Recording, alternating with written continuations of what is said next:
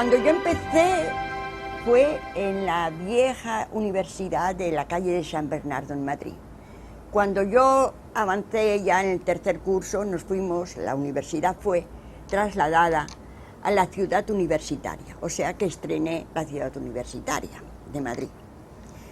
Cursé allá la carrera de Ciencias Históricas con profesores sensacionales, los mejores profesores de la época, de paleografía, de numismática, de historia de España, de historia universal, en fin, lo mejor que había en esos momentos en España como intelectuales fueron profesores míos.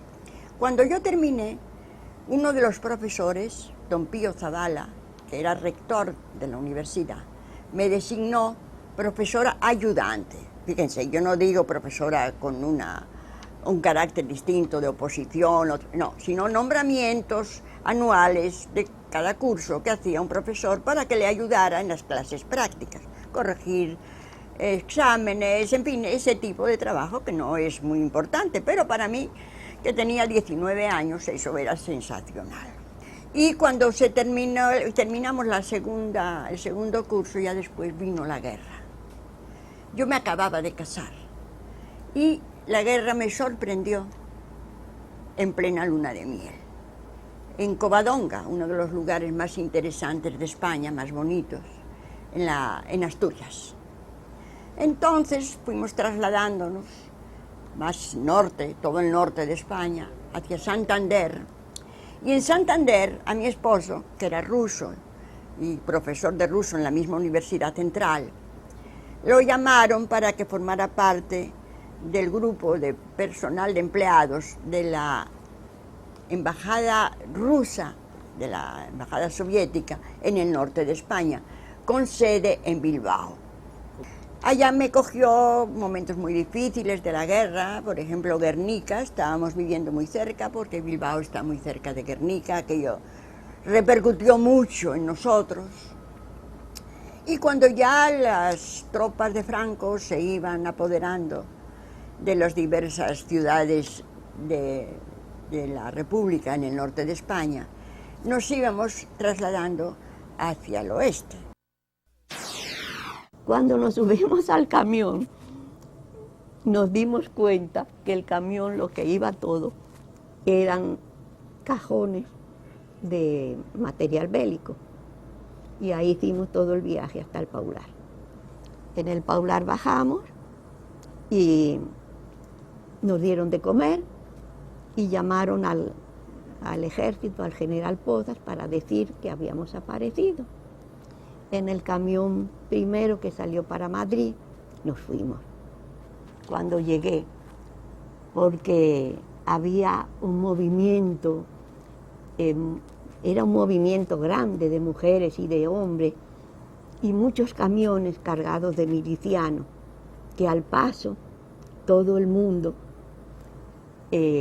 alzaba el puño y saludaba, ¿verdad? Entonces, mi hermano, yo no me acuerdo cómo llegamos a mi casa, si fue andando o en metro. Llegamos ya a mi casa, allá estaba mi padre, mi madre y mis hermanas. Mi otro hermano que quedaba, Constancio, ya se había presentado como voluntario a la República. Entonces, bueno, empezó ya mi vida en Madrid. Ahí ya empecé a ver todos los acontecimientos que empezaban a originarse. Había un movimiento de mucha efervescencia, mucha efervescencia. El gobierno perdió un poquito el control en esos momentos. Igual que los fascistas cometieron muchas atrocidades, nosotros cometimos algunas también, ¿verdad? Había checas por la noche. Checas eran los grupos de obreros, campesinos, que se unían, que eran muy revolucionarios. Yo no echo la culpa ni digo que todos fueran, pero por lo general era más la CNT, ¿verdad? Entonces, al que ellos consideraban burgués, le cogían preso y por la noche en un descampado le daban un tiro y le dejaban abandonado, ¿verdad? Había pánico. La sigla CNT es la Central de Trabajadores. Sí, los anarquistas. Llegó a tal punto que había inquietud, miedo, ¿verdad? Los primeros días, que hasta que el gobierno no asumió el control ya bien, que en mi casa, que toda la vida, aunque no políticos, éramos liberales, porque mi padre era muy amigo de toda la gente socialista, Pablo Iglesias, Largo Caballero, Giral, toda esa gente, ¿verdad? Pero que en cierto modo el obrero español y el campesino tenían razón, porque el clero en España, sobre todo los jesuitas viejos, porque hoy en día yo veo que los jesuitas ya son de otra manera, ya actúan de otra manera, presionaban mucho al pueblo. Ese era un pueblo completamente republicano. Nadie quería, cogió los colchones ni las frazadas, que era lo que daban ellos. Y había mucho hambre. Incluso de que cuando se moría un animal, fuera de lo que fuera, el pueblo iba con un cubo y un cuchillo y era lo que comían. Vino, siguió el sacar a las monjas y a los curas de los conventos, pero ellos no fue como muchos dicen, de los rojos. Ellos cogieron los conventos, los campanarios, y los curas se hicieron fuertes en esos campanarios y disparaban al pueblo. Lo que no hicimos nosotros lo hicieron ellos. Delante de las ventanas de donde los curas disparaban, los franquistas ponían una persona atada para ellos poder disparar y que a ellos no les dispararan. Claro, eso llegó a un lugar que hubo un enfrentamiento muy grande y se quemaron muchas iglesias y a los curas y a los monjas se las sacó. De ahí trasladaron a papá por los campos de Barcelona ya. Nos fuimos para Barcelona a vivir ya. Ahí ya la cosa se puso fuerte porque teníamos de enemigos a los alemanes y a los italianos, a Hitler y a Mussolini. Y eran bombardeos van y bombardeos vienen. Nosotros vivíamos en un 7º piso en Barcelona. Y ahí nació otro hermanito, porque ya de ese matrimonio, se llamaba Julio Antonio. Empezó, era terrible, ahí ya papá traía de los campos, traía sacos de avellanas, con eso era que comíamos. Nos sentábamos muy bien en la mesa a comer avellanas y la cocinera salía y lo que encontraba eran unos cubitos de sopa, y para calentarlo no había carbón de cos. Había que humedecer papel de periódico para que durara más, para calentar el agua, para bebernos esa agua de los cubitos de sopa. Entonces consiguieron un ticket para conseguir la leche para el niño. Anita, mi hermana Anita, que era mayor que yo, o que es mayor que yo, e íbamos a hacer fila para conseguir la leche para el niño. Así pasamos mucho trabajo. Empezaron los bombardeos, en eso hubo un bombardeo tan fuerte, porque vivíamos cerca del puerto, tan fuerte que una bomba cayó en un depósito de gasolina o de combustible, y duró Barcelona 8 días, de noche, de día oscuro por el humo y de noche iluminado. El asedio a Madrid fue terrible. Estuvimos mucho tiempo con un asedio muy fuerte. Teníamos 4 columnas que se nos acercaban y nos tenían cercado a Madrid. ¿Qué año?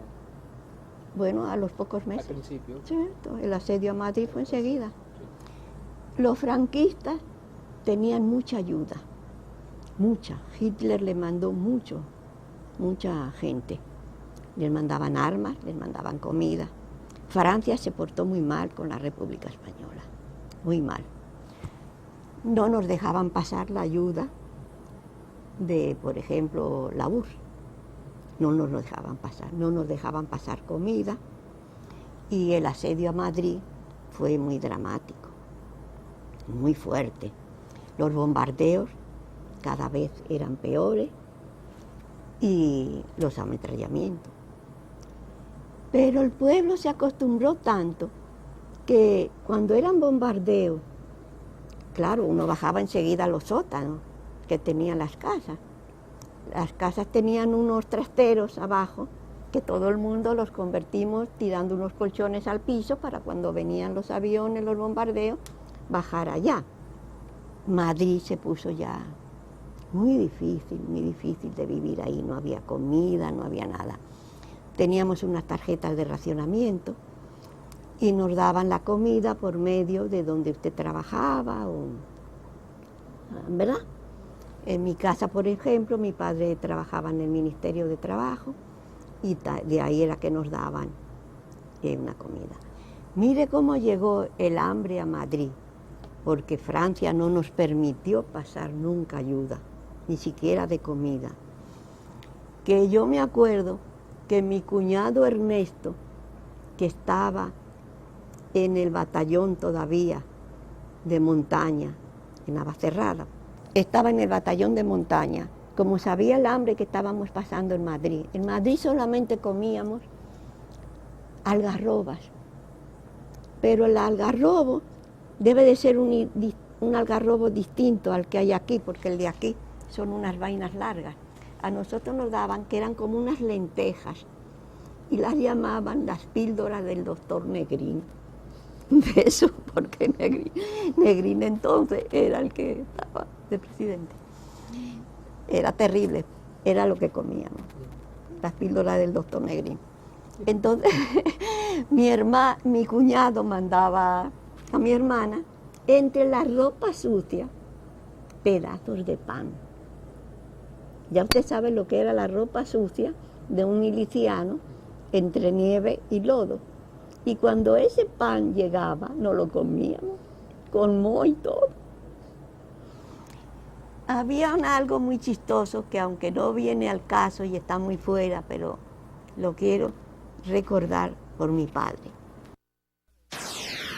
La gente así caminando, así para pasar la frontera, andando con bulto y con cosas, con las cosas que pudieran llevar, cargando así a ambos lados de la carretera, y nosotros íbamos en nuestro carro, pero nosotros también íbamos igualito que ellos, o sea, íbamos para el exilio.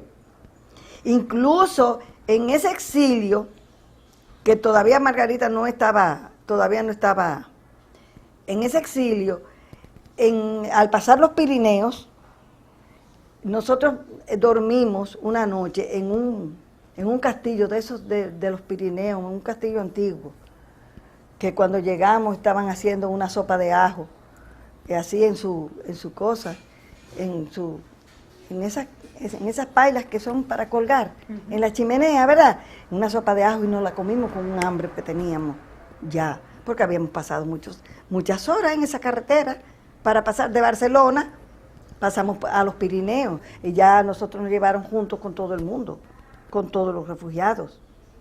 Y yo no sé qué pasó, porque iban a refugios, pero yo no sé, nosotros no nos fuimos a refugio, nosotros fuimos a un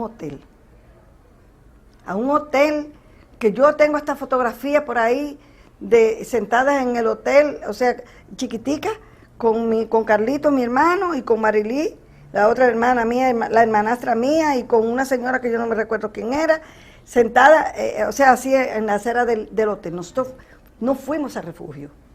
O sea, la familia de nosotros, junto con 5 o 10 familias, fuimos a ese hotel. Se comenzaron a tener conexiones a dónde estaba papá, en qué campo de concentración estaba. Estaba papá y tío Pepe. Tío Pepe era el hermano de mi madrastra. Entonces, ya eso era casi iniciando la Segunda Guerra Mundial. Ya eso era en el 40. A finales del 39. A finales del 39, porque yo no tengo noticias, yo no me recuerdo cuándo fue la fecha de final de la Guerra Española. Yo no, pero yo sé que fue del 30, El 1 de abril. El 1 de abril del 39, pues fíjate, del 1 de abril del 39 a febrero del 40, nosotros estuvimos en Francia. A febrero, no, a enero del 40 estuvimos en Francia, porque de enero a febrero nosotros llegamos aquí el 20 y pico de febrero, el 26, 27 de febrero llegamos aquí, pasamos un mes en alta mar. Empezamos ya a salir hacia el exilio. Aquello era terrible, porque iban andando en carretas, en caballos, en cochecitos de niños que llevaban las pocas pertenencias. Era continuo la carretera llena de gente. Entonces, claro, los aviones ahí se dieron gusto con nosotros. Cada rato era un bombardeo, nos teníamos que tirar al piso. Me acuerdo que cuando pasamos por Figueras, a Figueras la habían castigado de una manera terrible. Muchos volvieron cuando cayó Franco y se volvieron a la URSS. Ya no se adaptaron. Muchos ya no se pudieron adaptar a España. Y seguimos el éxodo. Entonces había momentos, claro, que imagínese usted, era a fuerza de bombardeo y de ametrallamiento todo el camino.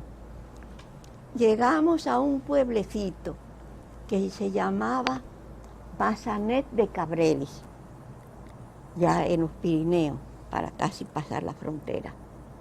Ahí en Massanet de Cabrelis teníamos que hacer alto para dormir y descansar un poco el chofer. Además la tensión que llevábamos, no teníamos comida. Preguntamos a la gente, eso estaba así, de gente, de refugiados, porque mucha gente no tenía la ocasión que tuvimos nosotros de un automóvil para pasar, si no pasaban a pie, y soldados. Entonces nos dijeron que había sitio para dormir en la casa del cura que había sido saqueada, y seguimos camino hacia Francia. El camino hacia Francia fue muy doloroso, muy malo. Cuando llegamos a la frontera fue lo peor. Francia fue muy mal cooperador Francia no fueron nada de cooperadores con los españoles. Éramos millones de españoles pasando. Yo pasé la frontera por Le Boulou, un sitio llamado Le Boulou. Nos hicieron bajar del carro y al chofer le dijeron que dejara el carro en una explanada que estaba lleno de automóviles, camiones, autobuses, bicicletas, carretas, de todo. Los senegaleses eran los que estaban en la frontera. Los senegaleses eran la guardia francesa de las colonias francesas, unos negros altísimos y muy malos, muy malos. Todo lo que llevaba uno le miraban a uno y todo lo que no llevábamos nada, pero lo que llevaban que a ellos les gustaba el reloj, lo que ya te lo quitaban, los senegaleses. Entonces ellos parece que contaban grupos, porque de repente un senegalés hacía así, y usted por aquí, usted por allá, usted por allá. A mi madre la separaron con mis dos hermanas, con mi cuñada y con una de mis hermanas, la mujer de Luis Balaguer, que llevaban niños chiquititos. Pero a mí me tocó el turno que el gendarme partió cuando íbamos a pasar mi padre y yo. Yo me quedé sola hacia un lado y mi padre hacia el otro. Aquello era dantesco. Era un descampado muy grande, nevado, con algunos parches todavía de nieve, en que había miles y miles de mujeres, de niños, de viejos, porque los militares no, a los militares los llevaban hacia otra parte, para llevarlos a otros campos de concentración, a Saint-Cyprien, Saint-Germain, todo eso que había. A nosotros nos tocó a ir a un manicomio de monjas, a Fumel, en el departamento de Lot-et-Garonne. Ese manicomio era regido por monjas, entonces eran pabellones muy grandes. En un pabellón los hombres, en un pabellón las mujeres y los niños. Las monjas nos daban de comer y, bueno, a las 6 de la tarde teníamos que estar ya dentro del convento porque cerraban las puertas. De un campo de concentración a donde iban a parar la mayoría de los refugiados españoles fue porque mi marido, que como les digo era ruso, tenía dinero en Francia, una cantidad pequeña que nos daba la posibilidad de cubrirnos los gastos en Francia y escapar de esa manera de la terrible tragedia de vivir en un campo de concentración. Claro está que era muy difícil la vida porque estábamos incapacitados para trabajar. O sea que cuando el dinero se terminó había que hacer algo y estaba prohibido completamente que adoptáramos un tipo de actividad pagada, ¿no? Sin embargo, yo comencé a dar clases de español a ciertas familias francesas. Pero no estuvieron ningún tiempo en un campo desde el principio. Nada, nunca. Fuimos a Pauillac. Y cuando se terminó el dinero, que era lo que nos hacía posible que quedáramos fuera de los campos de concentración, entonces ya conocíamos el ambiente, la gente nos conocía, y yo empecé a dar clases de español. Fuera de lo que era lógico, lo que era aceptado, pero lo conseguí. Incluso cuando aquello se ponía un poquito difícil, nos fuimos a vivir a un castillo, no esos castillos antiguos hermosos, pero un castillo francés que era de unos vascos españoles. Y allá compartimos con ellos mucho tiempo, o bastante tiempo. Yo les ayudaba, manejaba la casa, eran bastantes personas que vivían allá. Y después volvimos otra vez a Pauillac, pero ya la guerra estaba terminando. Porque mire, cuando llegamos a Anguián es lo más lejano que se puede imaginar a un campamento de concentración. Era una mansión que había sido un sultán de Marruecos. Bueno, ahí está la foto, ahí la puede ver. Un solar enorme y tenía salida a un lago que había atrás.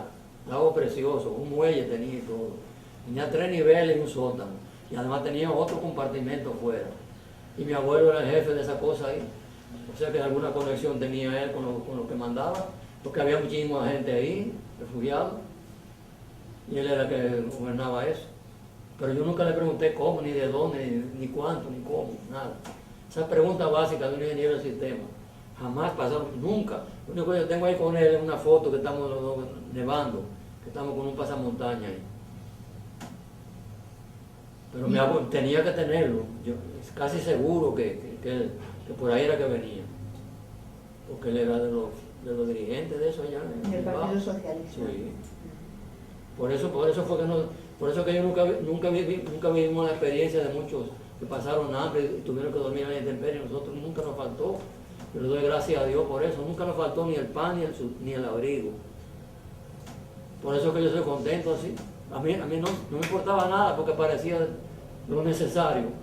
No abundante, por supuesto, pero lo necesario estaba ahí. Y yo estaba conforme con eso, feliz.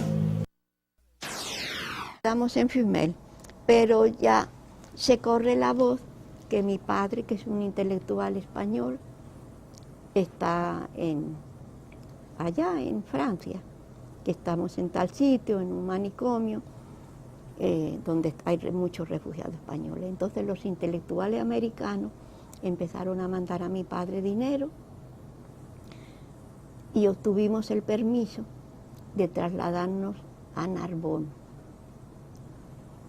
Nos trasladamos a Narbonne, alquilamos una casita en Narbonne. Mis hermanos, haciendo diligencias, se les pudo sacar que fueron más los intelectuales americanos los que hicieron todas esas cosas.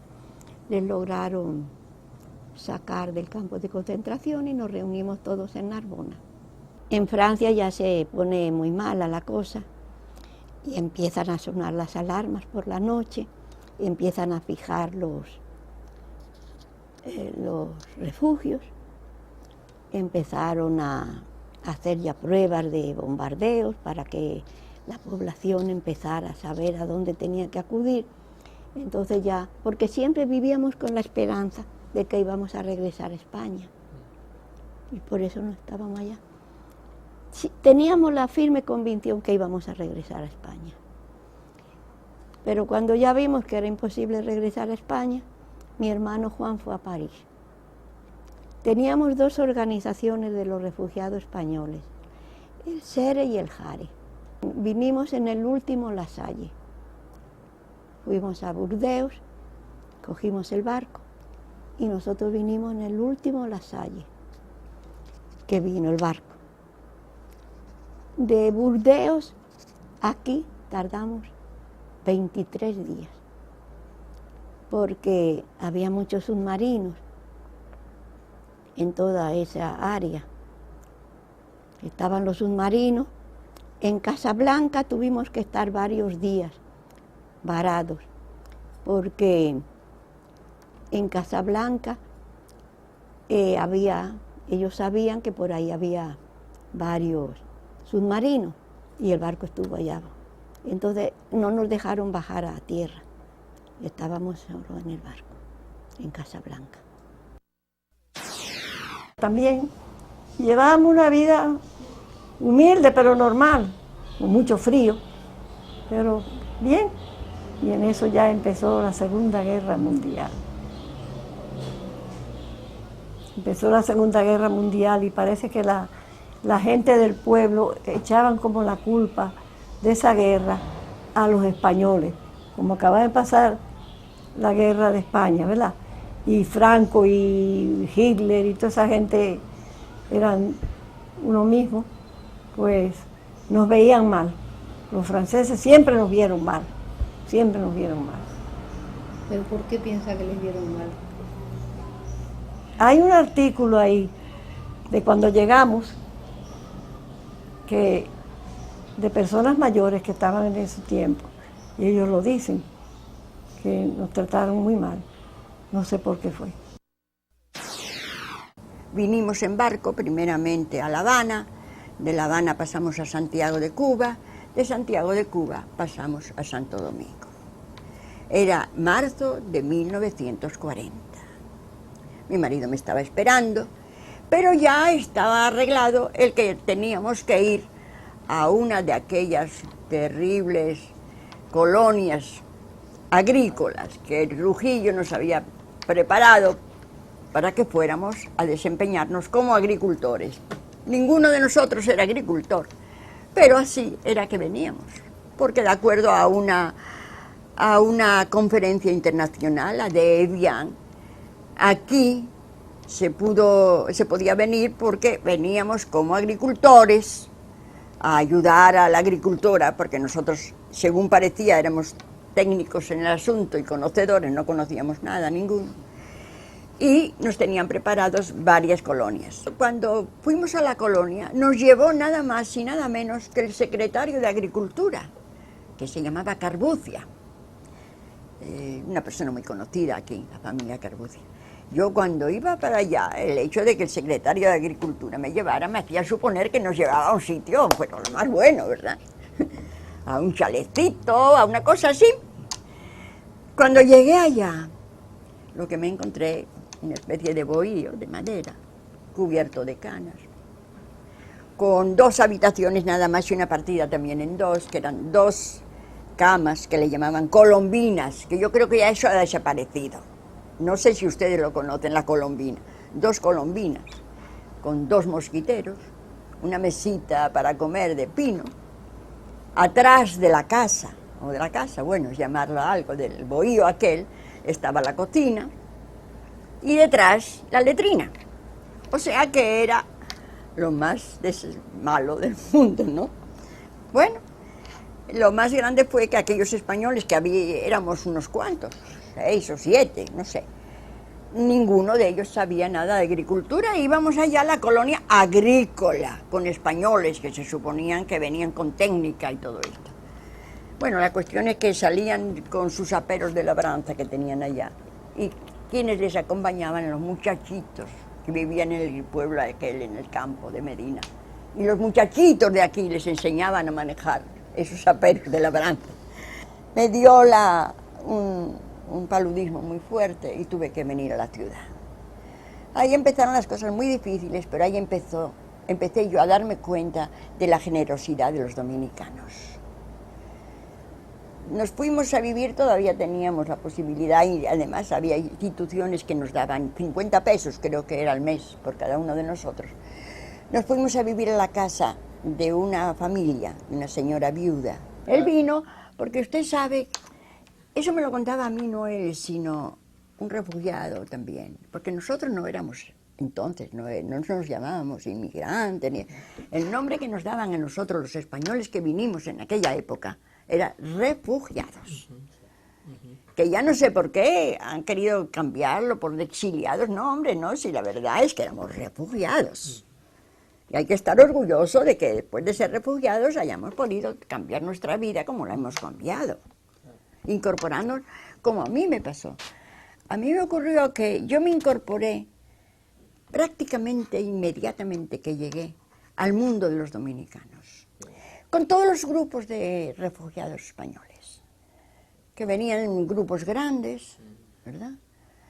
Porque, según me contaba un refugiado, Prasventós, el escultor, yo no lo sé seguro, porque los artistas tienen mucha fantasía, mucha imaginación, pero yo sé, ¿verdad? Había una especie de lotería a la suerte, echaban a la suerte, a donde cada uno de los refugiados podía ir, iba, y a él lo tocó Santo Domingo. Según Prasventós me cuenta, yo lo cuento en el libro sobre Prasventós que yo escribí, según después de que le dan a él, a su familia, era un niño jovencito, de que le dieron la indicación de que era Santo Domingo, buscaron en un globo dónde estaba Santo Domingo, en un atlas, dónde estaba Santo Domingo. Y encontraron que lo que ponía era Haití, y en Santo Domingo no se veía nada. Y de Haití decía país semisalvaje, decía así, país semisalvaje, donde de negros, era lo que decían. Así vinieron ellos con ese susto.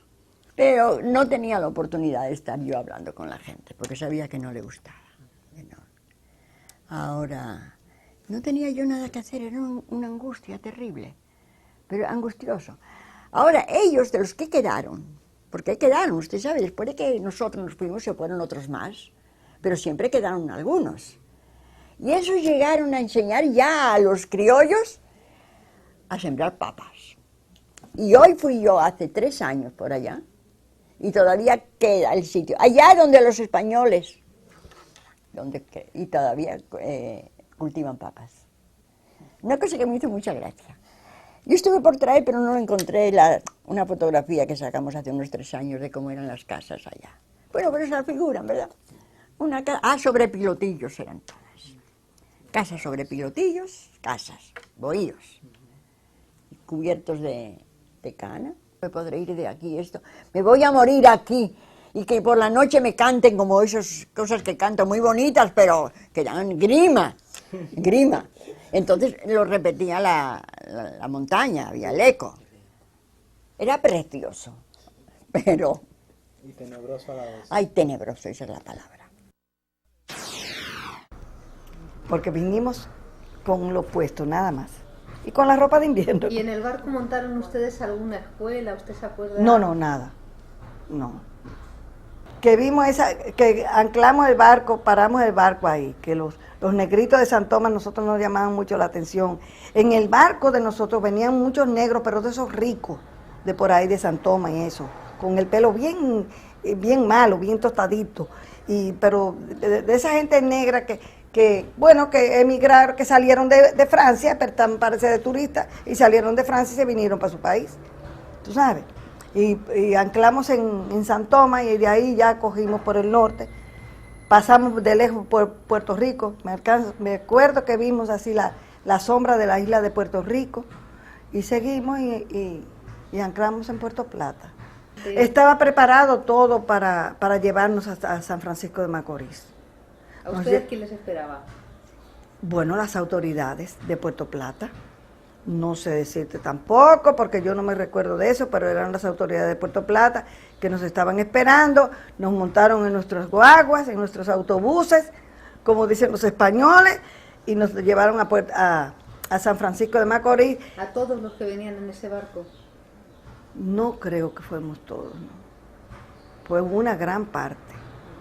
De las familias que llegamos a San Francisco de Macorís, fue la familia de don Constancio Bernardo de Quirós, un par de hermanas, Rosario y Elvira, que Elvira estaba casada, pero con un cubano, por cierto, y Rosario era soltera, que se casó allá en San Francisco de Macorís, otra familia, como Rafael con Luisa, Rafael Alonso con Luisa, Diego y Mariano, que eran solteros, muy poco, o sea, si eran 20 familias era mucho. Ulpiano y su esposa con su niño, o sea, fíjate lo que te estoy diciendo, muy pocas familias, algunos solteros y algunas familias ya con crías, con sus hijos. La gente de San Francisco de Macorís, ¿tú sabes lo que es cuando llega un circo, que todo el mundo está mirando? Así mismo nos estaban mirando a nosotros.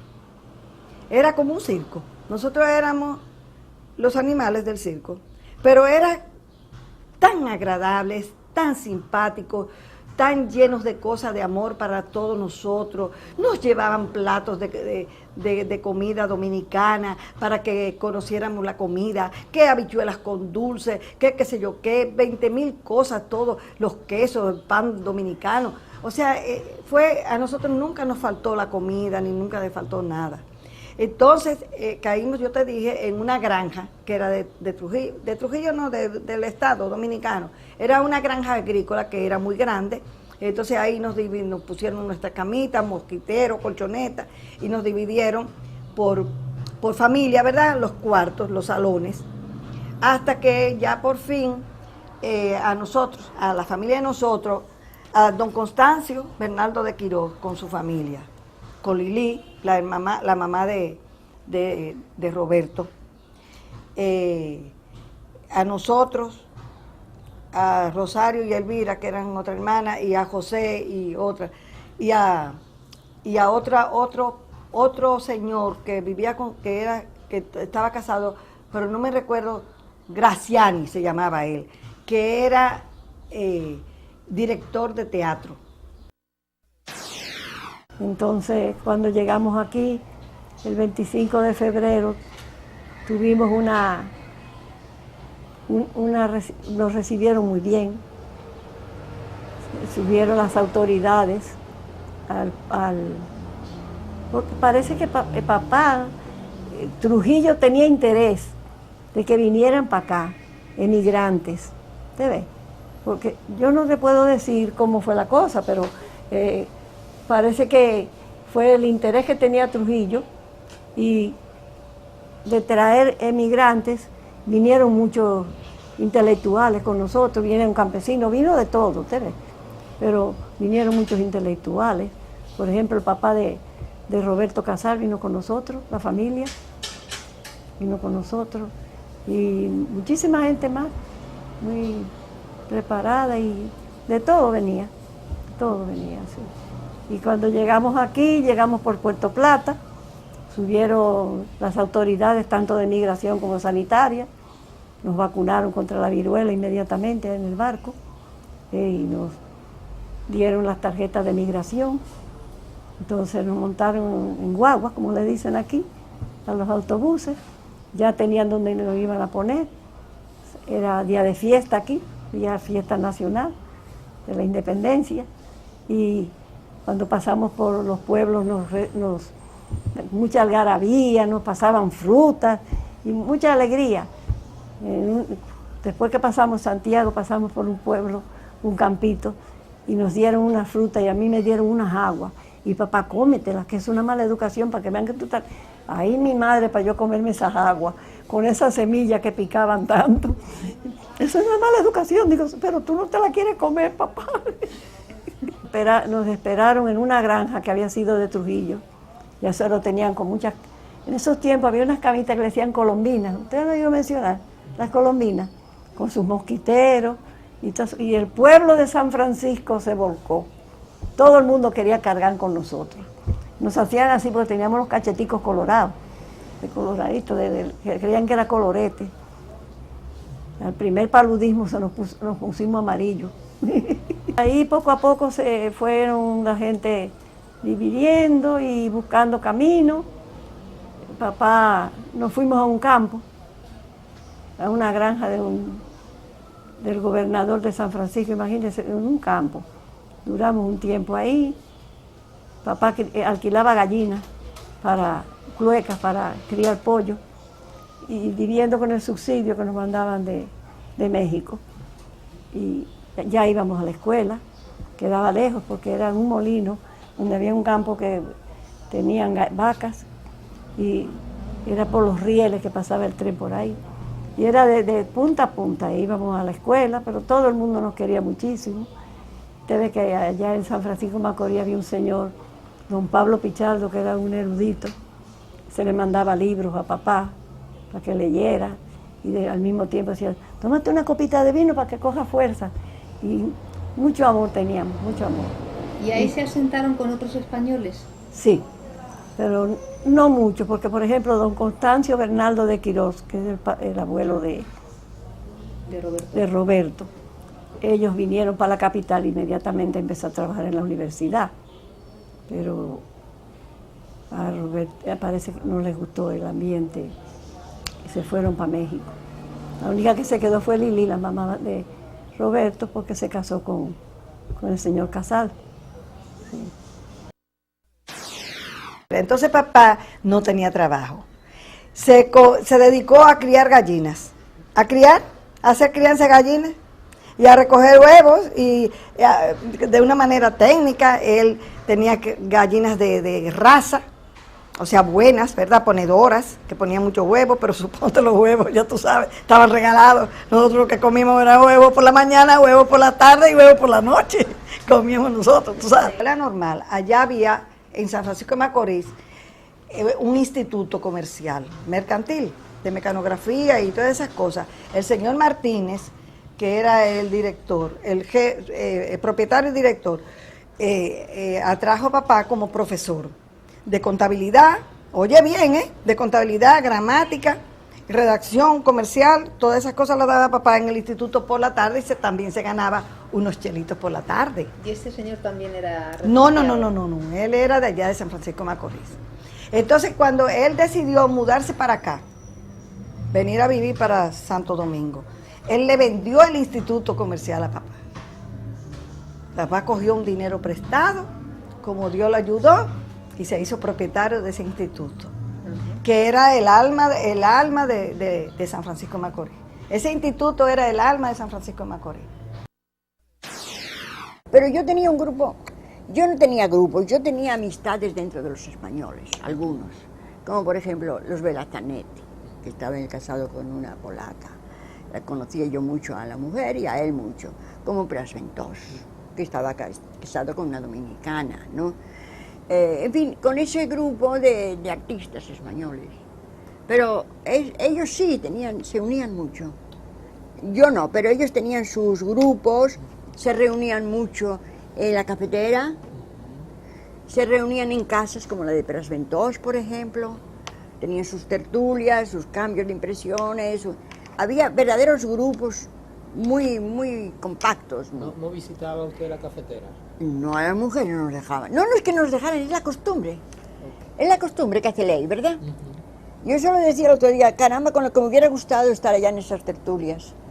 Unas tertulias que eran alrededor de esas mesitas redondas, ¿no? Que pedían un café y se estaban con ese café la tarde entera. Y de alguna manera había una relación con las personas que estaban en el país de destino, ¿verdad? Porque aquí casi todos se fueron. Éramos 4.000 y pico. Miren los que hemos quedado, somos muy pocos.